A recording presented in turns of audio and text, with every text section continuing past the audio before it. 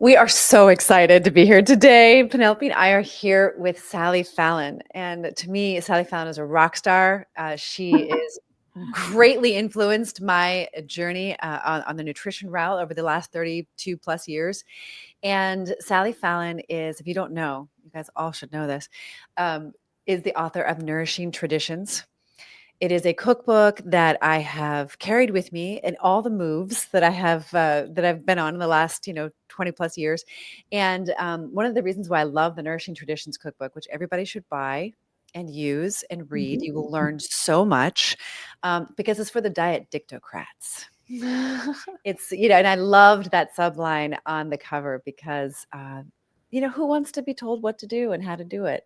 Let's let the thousands of years of nourishing traditions show us. And Sally did such a brilliant job bringing all that together. She is also the president of the Weston A. Price Foundation. And we welcome her today and are so grateful that she's with us. Well, thank you. Thank you. Yes. The diet dictocrats, nobody wants to be told what to eat, but nobody wants to be told things that are wrong.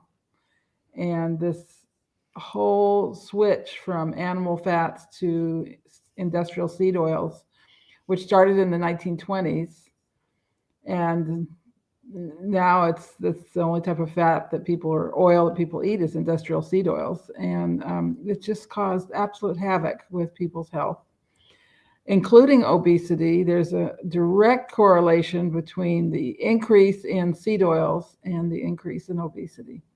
You'd think it'd be sugar, but it's not. It's seed oils. And in the beginning, you said that the number one way to lose weight is to eat animal fat. Yes, absolutely. Especially butter, because butter is the best fat for your thyroid gland. And, part of losing weight is stoking your metabolism, having that fire burn hotter. And the other interesting thing about fats is there's actually a study on this. The fats cut your cravings for sugar. And they did a study with, rats, and they got them addicted to sugar water, and the rats kept drinking the sugar water, and they got obese.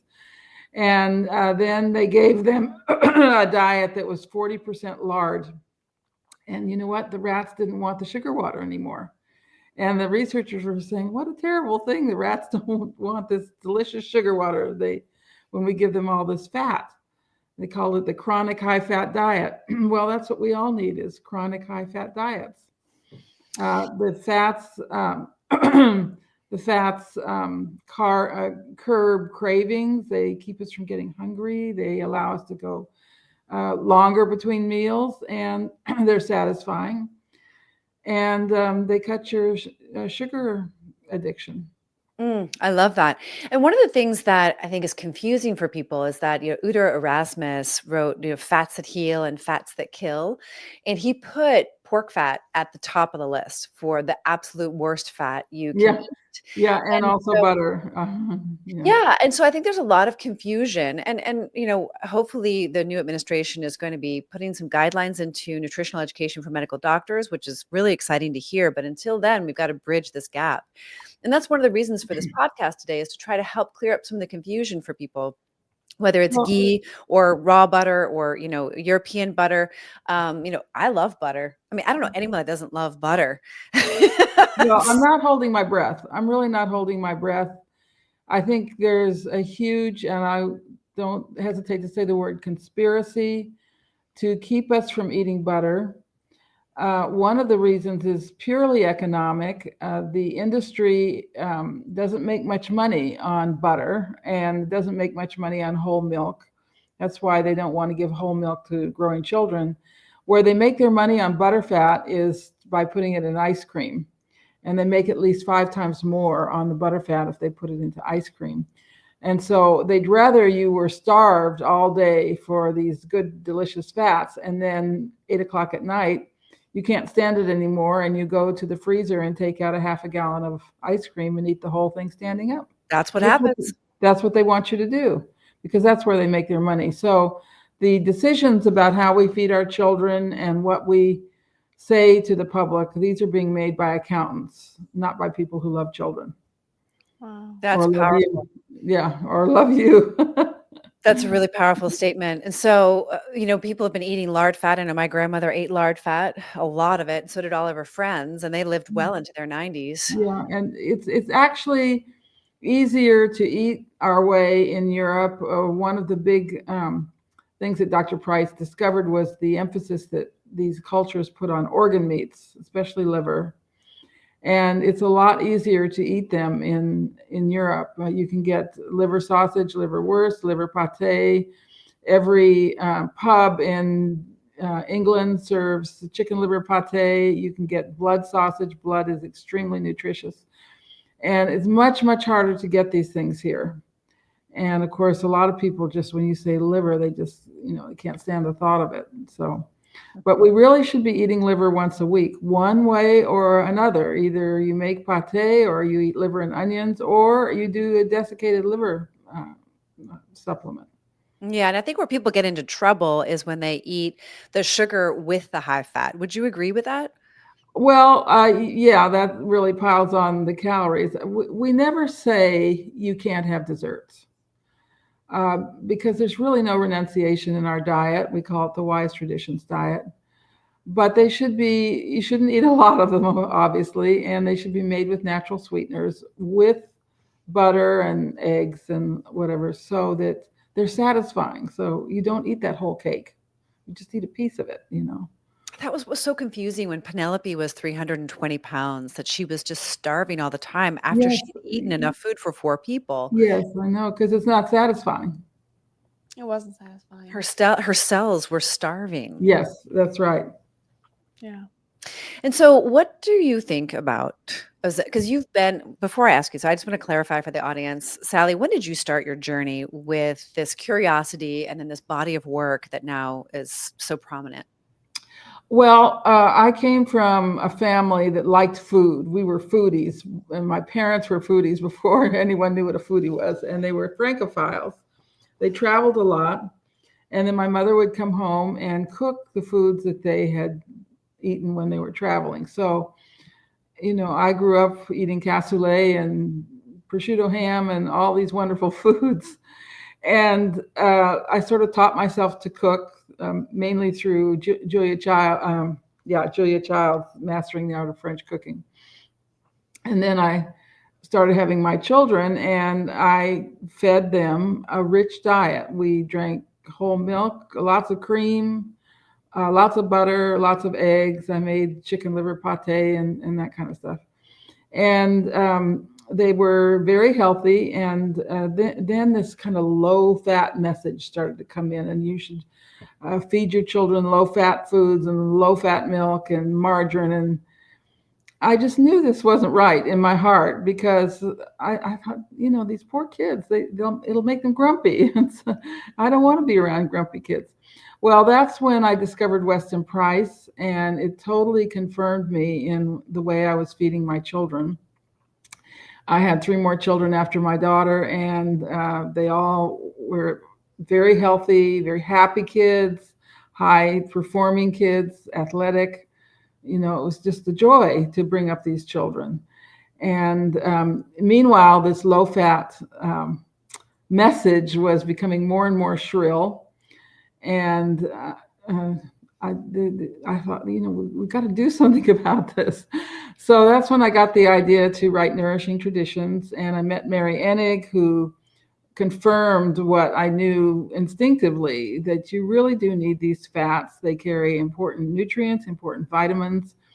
And the absolute worst thing that's happened to the American diet is the substitution of the vegetable oils, the seed oils, for animal fats. It's the number one cause of all the problems we're seeing today. And Dr. Cowan is also closely involved. I'm not sure what his position is exactly. Well, he's the vice president of the Weston A. Price Foundation. We've worked together. He was one of my first supporters for Nourishing Traditions. Then we wrote a book called The Fourfold Path to Healing together. Well, he wrote it and I edited it. And then we did the Nourishing Traditions book of baby and child care together. He's an extraordinary mind. I followed his Oh my work, goodness, yes, not yes. even knowing that he was involved with Weston A. Price Foundation. I really admire his thinking around heart. Just the heart in general. I Yeah. believe he's a cardiologist, isn't that right? No, he's a general practitioner. And I should have said we also wrote the Contagion myth together. I don't know if you want to go there, but if it's um, not if it's controversial, we've written about it. Let's put it that I love it. Well, there's some really innovative thinking and some very important perspectives. I think everyone should inform themselves, because I believe the future physician is you, and this. We're being told that it's a radical act for us to ask women to get back in the kitchen and to start eating around the table, and to believe that your body can heal itself if you understand how it works. There's just so much misinformation about what is healthy with all these different these diets, like the carnivore diet or the vegan diet, or all these different things. And that's Yeah, why, and they're not real diets. They're sort of artificial diets. I always say that the healthy diet is first and foremost a diet that your children will actually eat. So you have to cook food that they like, and that's almost certainly food that has lots of good fat in it. But there was a whole campaign to make women think that it was demeaning to be in the kitchen and demeaning to cook, and there was a much better thing she could do with her time. And here the food industry, have all the things she needs, so she doesn't have to cook. In school, Sally, they taught us, they didn't teach us about like cooking. They didn't teach us how to cook. It's like sexist to teach women in school how to Yeah. garden, how to cook. So now I have to be like, graduated high school, and I'm asking my mom how to cook and how to garden because the schools aren't teaching us anymore. right, it's sexist. Just And when consider, I yeah. look back on it, I'm like, wait, I should have been learning this in school instead of sitting in a chair in a box all day. They should have been like with us Well, outside. and if they do teach you, like home ec courses, they're teaching you to use processed foods.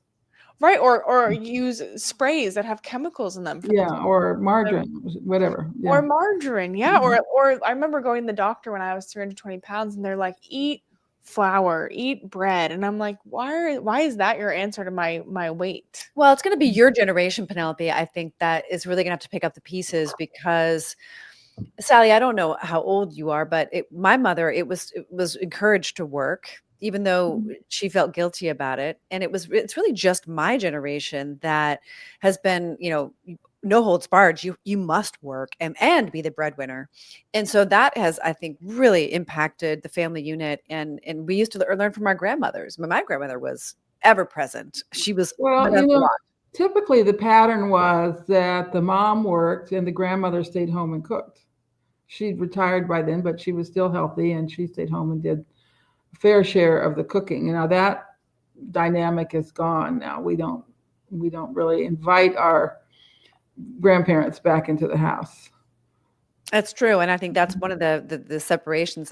One thing I learned on my journey was that anywhere you interrupt a cycle of nature, you're going to find havoc, disease, problems, Yeah. and that's a huge consequence. And so, right now, you might be aware that Ozempic and other weight loss medications are being promoted as a first line of defense against obesity. And I was curious if what your thoughts are about this mindset and also potential hazard. Let me just ask you this, because I'm not real familiar with the whole program, but they do tell you to be on a certain type of diet, don't they, while you're taking the Ozempic? Ozempic is a drug that Yeah, costs about yeah.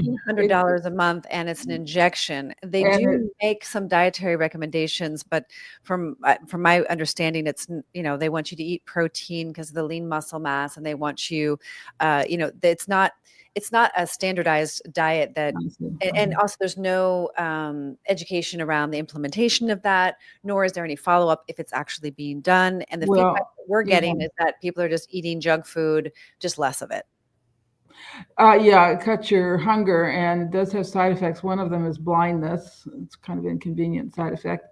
And what that tells me is that this drug is using up vitamin A. Because if you're getting blind, it means that you're not you don't have enough vitamin A in your diet. So why not do what we do, take cod liver oil and eat butter. Butter is our best source of vitamin A. And that will help with the cravings and just this whole bad relationship we have with food. We Americans really need to learn to appreciate good food, to sit down to eat, to have regular meals, to have meals with your friends and family, or if you're alone, to have meals with a good book. But you need to learn to have a schedule or a rhythm about how you eat. And Americans don't do that. They're just always snacking. Drive next gas station, we get a candy bar, or next gas station we get a soda, and it's a real sort of incestuous relationship with food. It's not wholesome. It's really not. Mhm. And I know that I've had to do a lot of work in healing my relationship with food. And I'm a foodie and I come from a family of foodies. So does Mhm. Penelope on all sides. And so I really relate to your foundational story because that people think, and it's really strange, that eating healthy food is not tasty. And we're here hopefully to Yeah, bust that well, myth. that's the dietitians, the diet dictocrats, the dietitians were foisting this horrible diet on people. Lots of dry bread.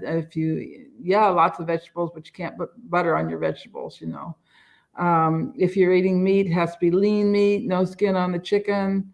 I mean, this kind of food is inedible. It tastes horrible, and it will leave you with cravings for sure. And unless you have a tremendous willpower, you can't stay on a diet like that. And if I you agree. and if you have tremendous willpower, you're not a very nice person to be around. That is true. Mhm. What do you say to the whole calories in, calories out thing?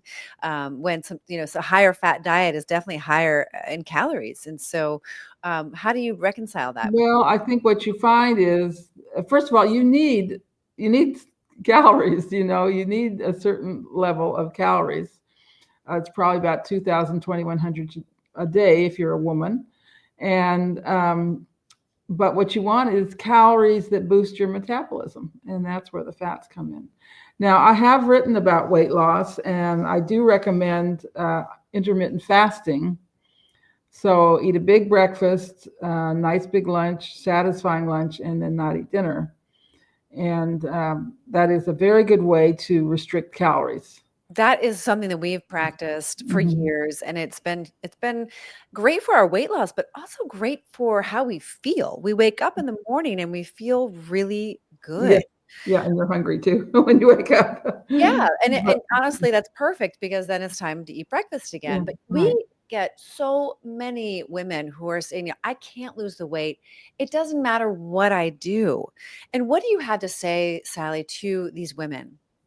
Well, I would try our diet. I would take the plunge and eat butter. Put butter on everything. Don't worry about how much butter you're eating because it will strengthen your thyroid gland. And I would do intermittent fasting. I wrote an article. It's called "Thoughts on Weight Loss." If you Google that, you'll find the article. It's basically our diet, a very rich diet, very satisfying diet, no junk food, um, regular meals, and the intermittent fasting. That's a recipe that I think everybody who's listening to this, and Mhm. really everybody in America can do. That is within reach. It's affordable. It's not $1,400 a month and some fancy injection that might cause No, blindness and thyroid yeah, cancer and God yeah. knows what else in your gut microbiome.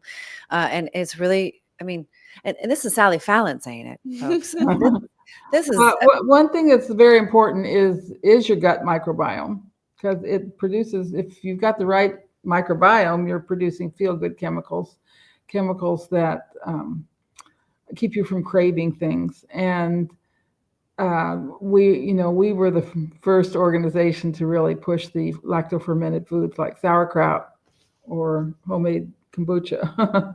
So that's a very important part of this diet. why do you think fermented foods heal the gut in a way that pharmaceutical drugs could never? Uh, you know, every single traditional diet in the world had fermented foods. There's no exceptions to this. So we've got to reckon that they're pretty important. And one of the things they do is give you good bacteria daily. And there's more bacteria and more good bacteria, more variety of bacteria in a spoonful of sauerkraut than there is in a whole bottle of probiotic pills. These bacteria, I mean, they're so important. They're like our second brain in a way, and they line the digestive tract. They help with digestion. They create vitamins. They create feel-good chemicals. And when you have good digestion, the world is a happy place. You have more energy.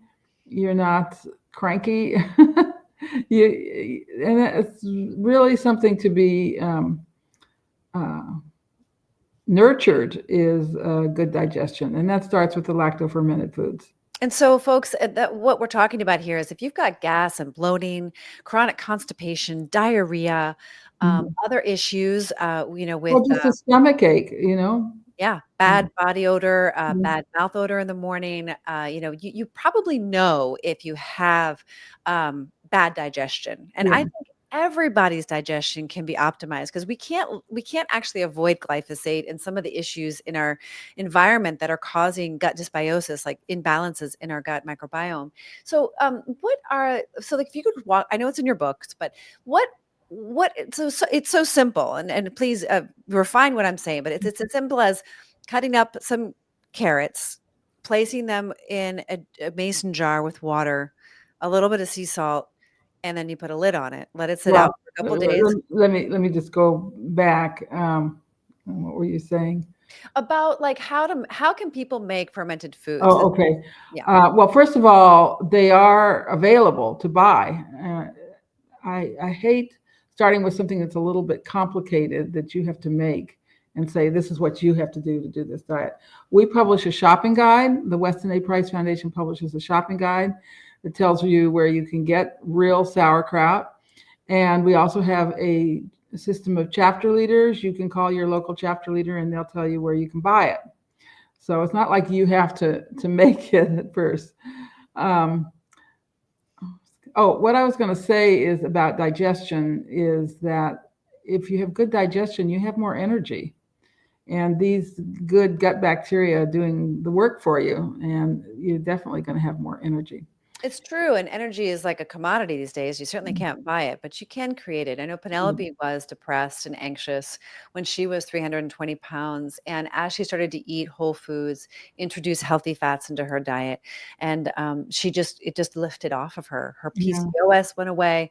And I know that that's available for everybody who's listening to this, who feels like they can't lose weight, like their digestion has gotten messed up. Your body will completely turn it around. So Sally, what are the top 5 gut healing foods, or the top few gut healing foods that you can recommend to the listeners? Well, lacto-fermented foods like sauerkraut. Salt is extremely important for digestion. You can't make hydrochloric acid without salt, without the chloride in salt. And salt helps us digest carbohydrates. So adequate salt, we recommend unrefined salt. I know what I was going to say now, and this is one of it, to avoid glyphosate as much as you can. And the worst source of, or most awful source of glyphosate in the American diet is grains, because they're sprayed with glyphosate as a desiccant before harvest. So they've had no time to break down. So that's wheat, legumes, oats, cereals. So for your bread, you can eat bread on this diet, but it should be sourdough, which means it's been fermented and also organic. So you don't have the glyphosate. So are organic grains okay? Like organic millet and quinoa and buckwheat? Yeah. Now, all these grains are hard to digest. And that's one of the themes of Nourishing Traditions, that they need to be soaked or fermented in some way before you eat them, and cooked completely. That's exactly how you've been making them my whole life. Yeah. You'll do it in clay or sprouting. I've been so she knows. So Sally, I really need to know, you're a mom, and what is one thing that moms should stop feeding their kids? Okay, well, I'm a grandmother now, so um, well, it's processed food. Processed food. And secondly, I would say pasteurized dairy products. Make a point of finding raw milk Why has because raw milk become the bad guy? well, it's always been the bad guy. It's been demonized ever since pasteurization came in because it competes. It competes with the dairy industry, and the farmers get a much better price for milk if they're selling it raw. So it Mm. competes with their price gouging and so forth. Interesting. But it's very easy to digest. It's a complete nutrition in a glass. And I think that's one of the most important things to do for your children is make sure they're getting raw milk. Wow.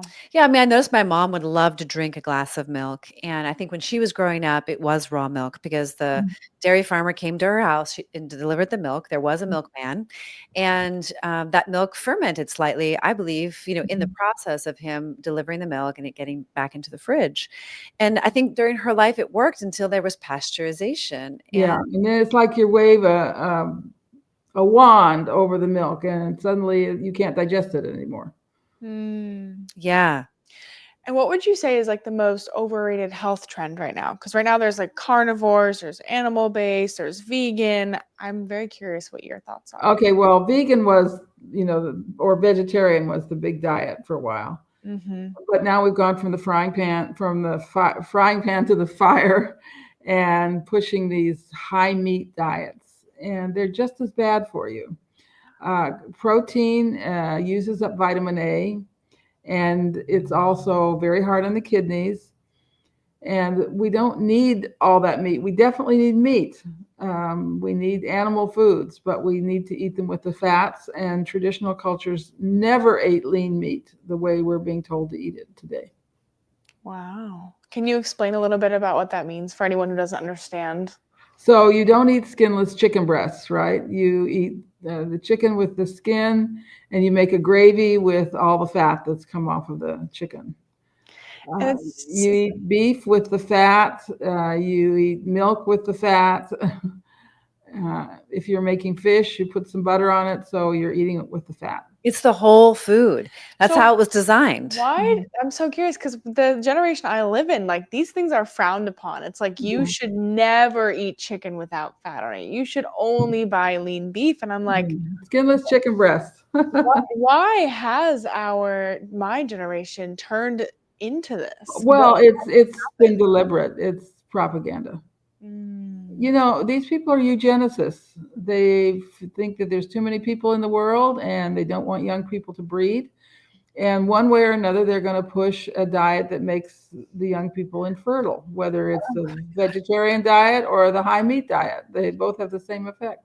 And so basically, we're just believing these myths. I mean, my generation's being completely brainwashed by Yeah. social media that's telling us that carnivore is going to make us hot and sexy, or that being vegan is going to make us live longer. And we're so confused because we're being fed all this propaganda. Well, they're both wrong. They're both wrong. So for a younger listener or for somebody in my generation, what's your advice to them on hearing all of this noise and not knowing what the right thing is to do? Well, how did your grandparents eat? They sat down to a dinner that was meat, a sauce, vegetables with butter, and a carb, rice or potatoes or corn or, meat, veg, and starch, with all the good fats. That's a good place to start. Yeah, and then the bones also were cooked in. Right. So, Yeah. so that's something you find in all the nourishing traditions from Russia throughout Europe, that they slow stew these meats, and then the bone marrow, and the essence from the bones are in there as well. I mean, Yeah, they cook the bones to make a bone broth, and then they use that for soups and stews and sauces and things. yeah, I mean, like Persian food, I have to say, is just off the charts. In some of the ways they're incorporating the herbs and the depth of Slow flavor. cooking, yeah, yeah. It's really mind blowing. Yeah, I mean, I thought the French were sophisticated in their culinary prowess, and then I met some Indians, and they were like, "Oh, we have the best cuisine." And then I met Iranians, and that's like a whole nother level of pride when it comes to their cuisine. But it really is fun to explore. I lived in Iran in 1965. That shows you how old I am. I was an exchange student in Iran. So And what? you really understand. Well, one thing we had every week was brains. Once a week, Thursday was brains day. And of course, you can't think of a more nutrient dense food. And they were scrambled like scrambled eggs. That's fascinating. And we don't really eat enough of these organ meats. Right. One of the things that I think is concerning for us as a family are the vaccinations that the animals are getting. And to find people who are raising their animals that are unvaccinated and also that are not, sneaking grains that, of course, have been soaked. Well, not getting soy. Right. Very estrogenic. Yeah. So this is a challenge, for people who are listening and they want to go back to meats. I think it's extremely important for you listeners to follow up with your chapter, head with the Weston A. Price Foundation. Get that resource list that she's describing, because just going to the grocery store and buying meat, is perhaps not as healthy as we would like it to be at this time. So you really do need to find your sources and secure your sources. I mean, in your kitchen, Sally, do you have your freezer stocked with all the safe, good meats? Yeah. Well, yeah. We have something called the 50% pledge. Take the pledge. Okay. And the pledge is that you spend 50% of your food dollars in direct purchases from a farm that's doing grass-based agriculture and hopefully not vaccinating and not feeding soy. And your chapter leaders can help you find these farms.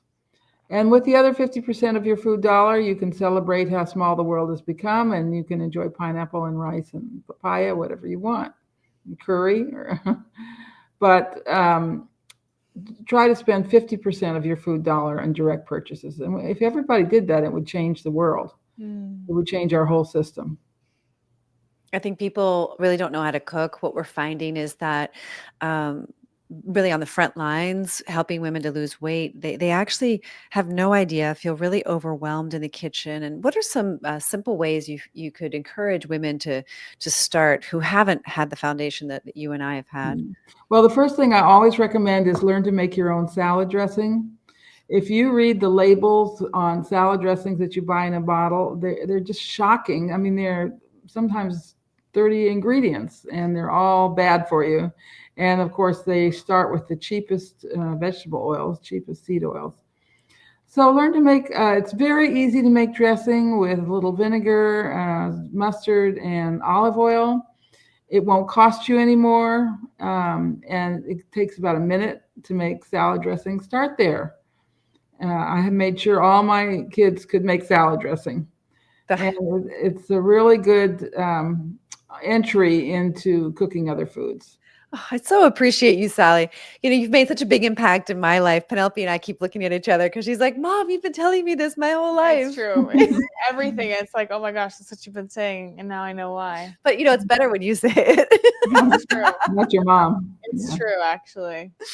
Yeah. So thank you. Thank you for, and if you haven't gotten this book, it's a great book. And you know what? So what I love about it is the vignettes the stories that you tell on the sides of the page and the little sidebars. Yes.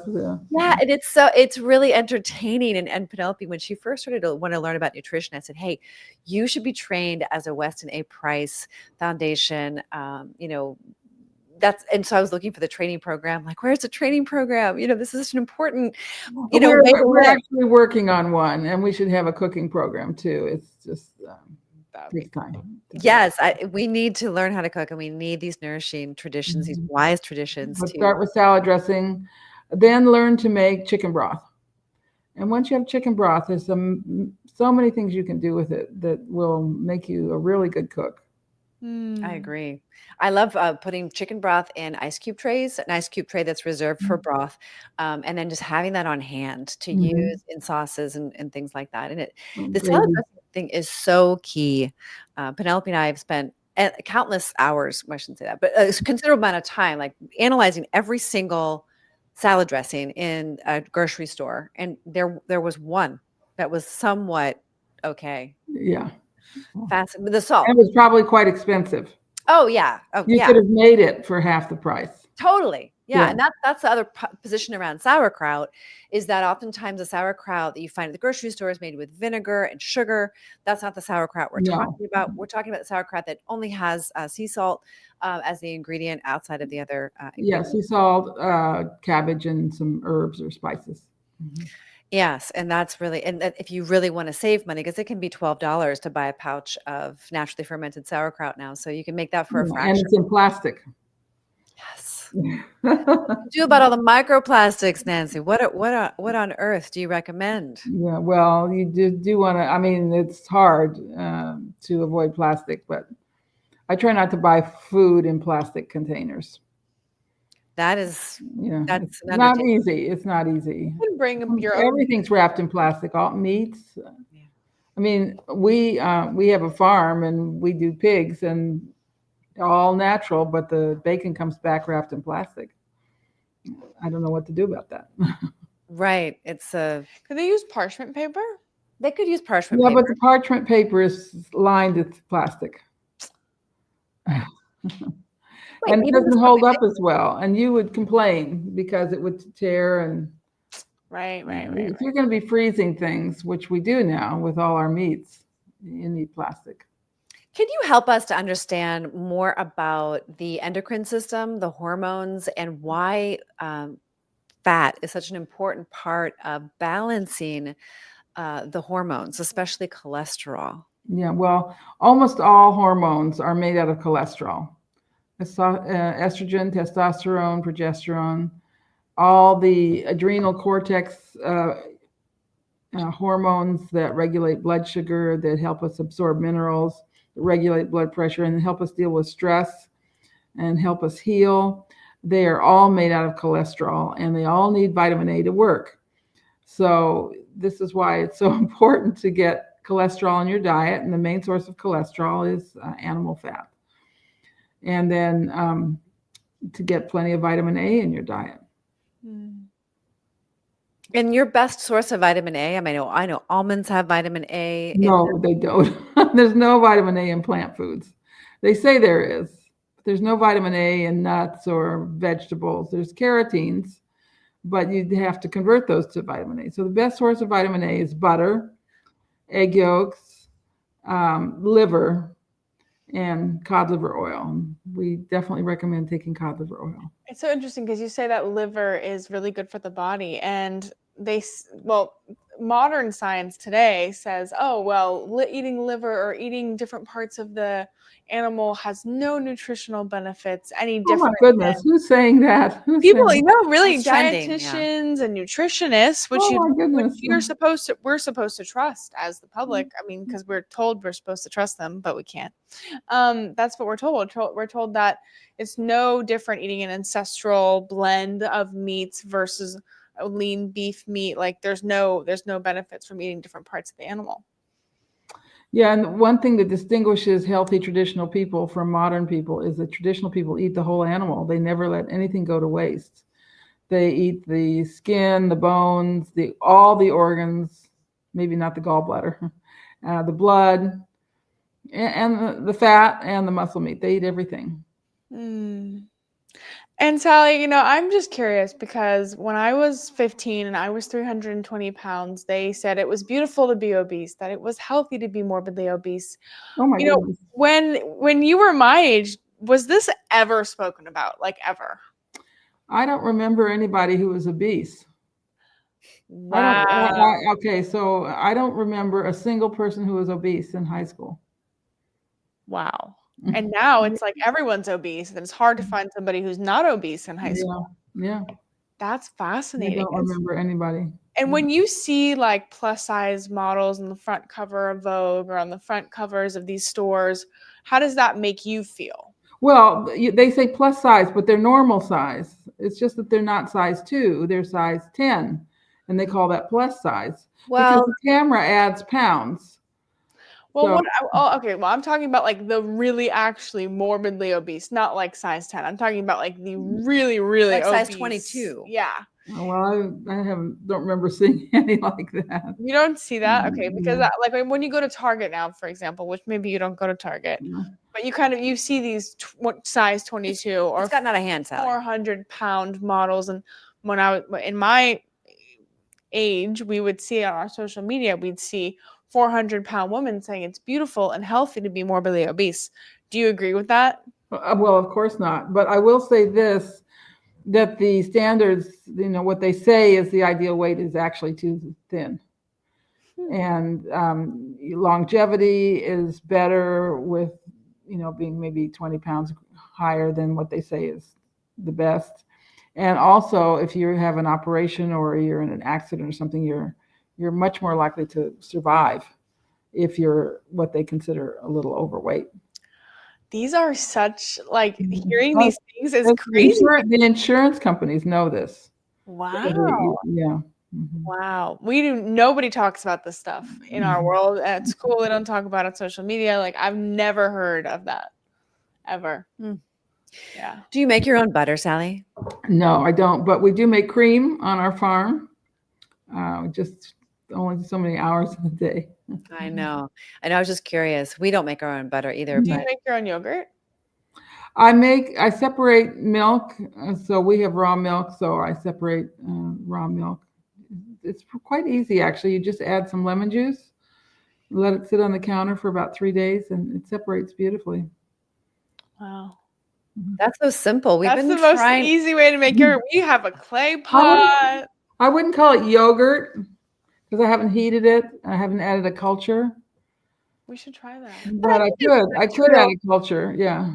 I mean, the bacterial growth, I would think in 3 days on the countertop would produce its own bacteria from your environment. We've been doing a lot of different strains of bacteria. Right now we have an L. reuteri going. Yeah. That's supposed to be really good for you. So we're hoping, because I took a lot of antibiotics. I had chronic ear infections as a child, which I didn't tolerate breast milk. So there was something going on really for me right at birth that never got sorted out. And then I was given soy formula. So that set up, and then I had, I think, a dairy intolerance. I don't know, something was off. And I don't even know that I've fixed it. Here I'm in almost 50. But I've been trying to, get myself back on track for the last 20 plus years, really since I became an adult. Because I knew something was wrong. I had terrible acne. I had, irritable bowel issues. And just my health fundamentally was just not good. So I've spent these last, 3 decades really trying to optimize it. And I would definitely try raw milk. It should be very helpful. Do you like raw milk? Have you tried it? I have, and I've been trying the raw goat milk. Okay. And so Sally, where do you live? We live in California. Oh, yeah. Well, you can get it at any health food store. Yes. And so, so people who may be listening to this know that I have an extensive background in healing diets through sprouted raw vegan food. And so they're probably shocked that I'm speaking to you and coming full circle, because what I saw I saw a lot of healing transformations. I really want to be clear about that. There were a lot of people who completely and radically transformed their health, reversed diabetes type 2, cancer, heart disease, Lyme's disease, and other autoimmune. But long-term, that diet, I saw a lot of harm. I saw low thyroid. I saw, health that was eroding, especially dental health, completely eroded. Heart health. So more cancer. There's more cancer in vegetarians too. And so it was interesting for me just to have these two bodies of work that are both healing diets, and for me to kind of find that middle ground, which to me is the Weston A. Price Foundation and the Nourishing Traditions, Wise Traditions methodology. And so it's really important that we find the truth about health. And that's something you've been a pioneer for. Yeah, I'll search for the truth. Yes. So speaking of the good news is that the diet is a fun diet. It's delicious. It's not weird. I just made these sweet potato cookies. They were amazing. You what? I just made the sweet potato cookies in the book. Oh, they were amazing. They're amazing from the Nourishing Traditions book. I've been studying that book lately and making recipes from it because they're just amazing, all of them. And speaking about getting to the truth, Sally, what would you say is the biggest lie that we've been told as citizens, of people that live in America about health in general? Well, I would say it's the lie that fats are bad. that animal fats are bad. That's just, it's a shocking lie.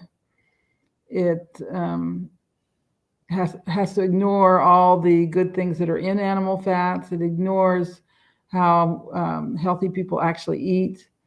It ignores our traditional dietary wisdom. And it's made for one very, very sick society, especially in our children. Heart disease is at an all-time high. It's the number one killer in our country, and there are statins being prescribed every day, and millions and millions and millions of people are taking these drugs and are terrified to eat eggs and steak and animal fat. And to ask these people and our listeners, you might be them, to eat animal fat. Like what do they need to know to trust to turn it around? I know the Schwarzbein principle helped to really outline it, but that book never really made it to success. And so, what it started with the seed oils, and it was a marketing scheme. So how can we demonize our competition? How can we make people stop eating butter and stop cooking in lard and eat margarine and spreads and shortenings? And what they did was, what's in animal fats that's not in vegetable oils? And we'll say that that's bad. Well, there's two things. One is saturated fat and one is cholesterol.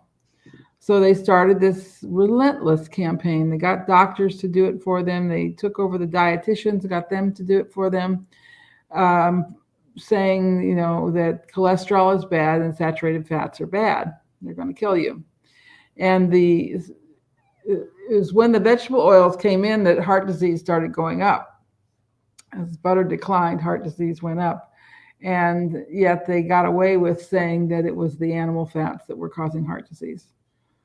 I mean, I've written extensively about this. It's just the biggest scam in the history of medicine.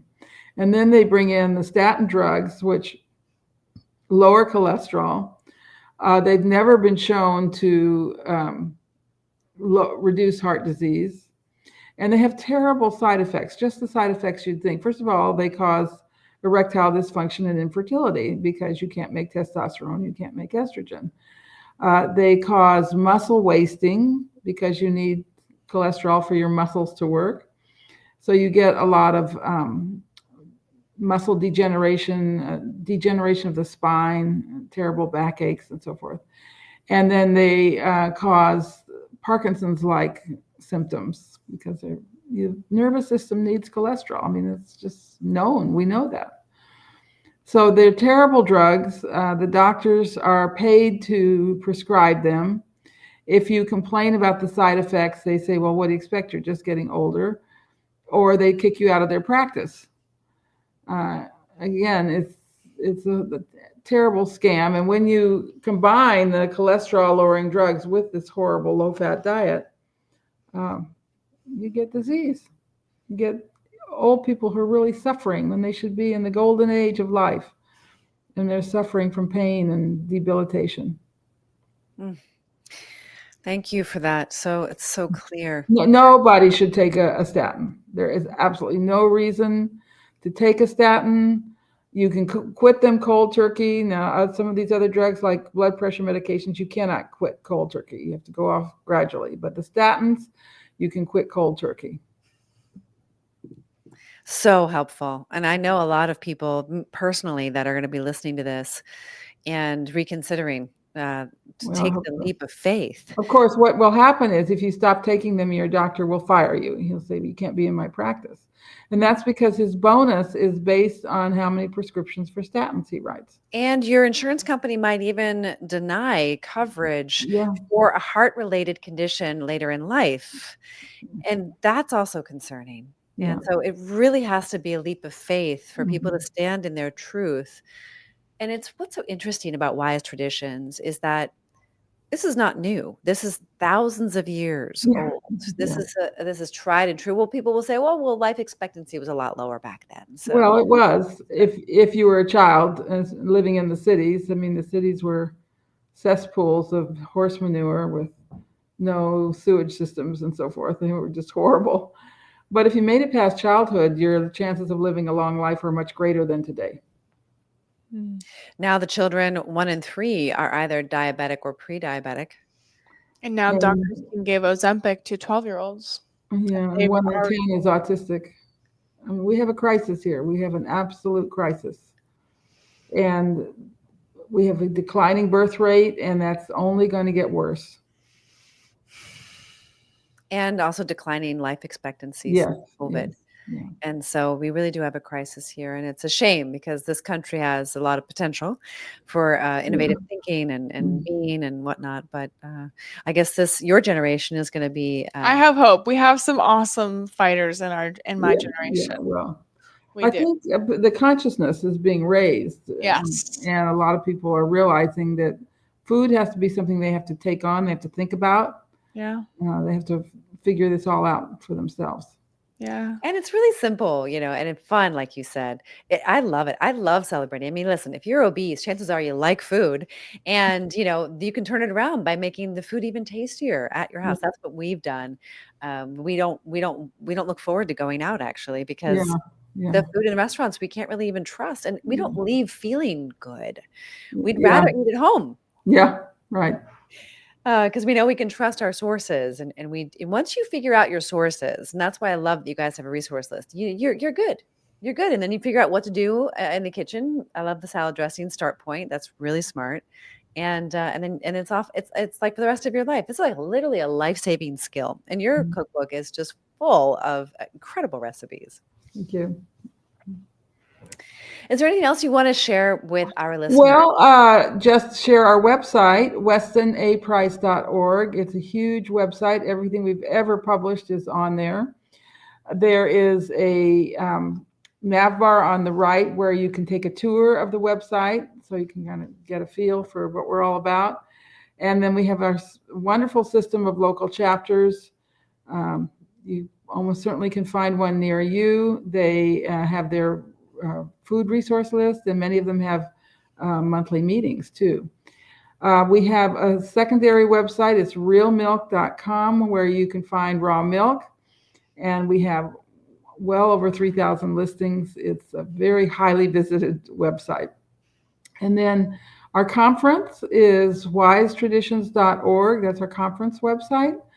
And the conference this year is in Salt Lake City. It will be October 17th through 19th.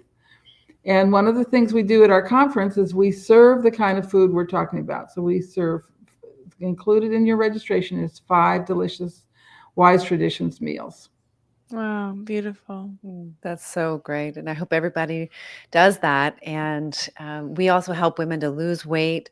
We teach them these wise traditions in our program firsthand. We have a cooking course and a lot of information that is inspired by the Weston A. Price Foundation. So I can only encourage people to get informed, to also buy Sally's book if you haven't. Oh, yeah. It is amazing. It's life-changing. And it's also just so common sense when you really start digging into it. You just know in your bones that this is right. Thank you. Well, that's called Nourishing Traditions.